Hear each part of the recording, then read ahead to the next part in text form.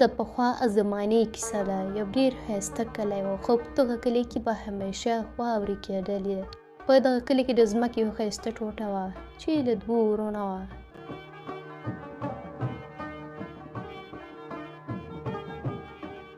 د مشر ورور نوم ولي و او د کشر نوم کمال و. ولي له طبیعت څخه سخت مزاجه و، خو کمال له طبیعت څخه ډېر خوش مزاجه او خوشحاله انسان و. دوی دواړه ورونه په همدې ځمکه کې خپل ماشومتوب هم تېر کړی و چې ډېر خاطرات یې ورسره پاتې وو.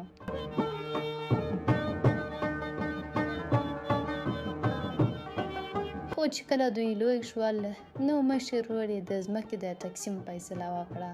دغه وخت کې د دوی پلار مړ شوی و. ولي یا مشر ورور یوه ورځ خپل کشر ورور جمال ته وویل چې موږ ته اوس د ځمکې تقسیم کول پکار دی، ځکه اوس ګډ کار نه کیږي. خو کمال ورته وویل موږ همیشه ګډ ژوند تېر کړی، له دې سره به زموږ ستا محبت هم تقسیم شي. خو مشر ورور ورته وویل له محنت سره خېټه ډکېږي، له محبت سره نه ډکېږي. اوس ما خپله فیصله کړې ده.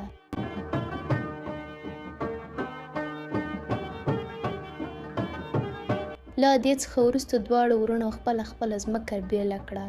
اوس ولي په خپله ځمکه کې سخت خواري شروع کړه او دا سوچ یې کولو چې کمال ډېر نازک ته خپله ځمکه به سنبال نه کړي. بلخوا کمال هم خپله ځمکه کې ډېر کوښښ شروع کړو، خو په فصل نه پوهېدلو او ترې خپل فصل ټول خراب شو. کمال به چې پلار تېرېده نو اکثره به کلیوالو هم په سکوت کولې. بلخوا د ولي ځمکې ډېر ښایسته فصل کولو. ولي ډېر خوشحاله و او ځان ته یې یو غویی هم واخیسته.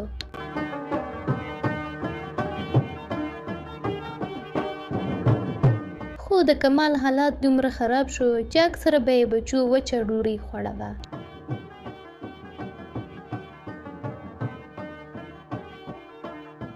په دې کې یو کال تېر شو. یو کال سمدستي په دغه کلي کې سخته خوشحالي راغله. باران نه کېده، اوبه وچې شوې او د ټولو خلکو ځمکې او فصلونه وچ شول. د کمال حالات ډېر خراب شو. هر وخت د الله تعالی ته سوالونه کول. اوس په کلي کې وچکالي دومره زیاته شوه چې د ولي فصل هم تباه شو.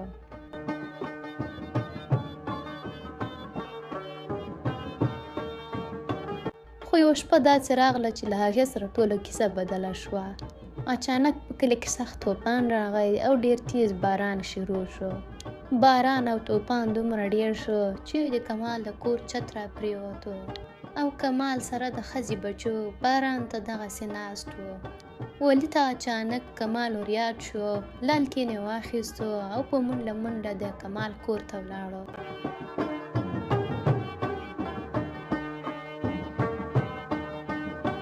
ولي چې کله راغی نو ویې کتل چې کمال سره له بچو باران ته ناست دی. ولي کمال او د هغه بچیان خپل کور ته بوتلو.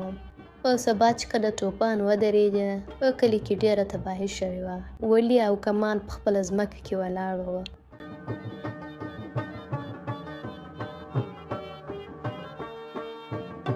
کمال خپل مشر ورور ته وویل چې اوس به یو ځل بیا په خپله ځمکه کې دوباره ګډ کار شروع کړو. ولي ورته وویل بلکل سمه ده، دا ځل به ځمکه هم شریکه وي او زړونه به هم او له دې نه پس دواړه ورونو په شریکه په ځمکه کې کار شروع کړو. ولي خپل ورور ته اوس د ځمکې سنبالولو او فصل برابرولو طریقه هم وښوده.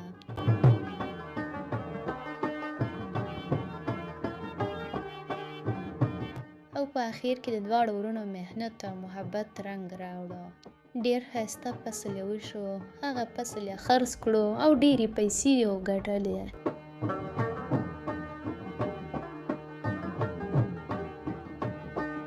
ولي خپل ورور کمال نه یو نوی ښایسته کور هم جوړ کړو.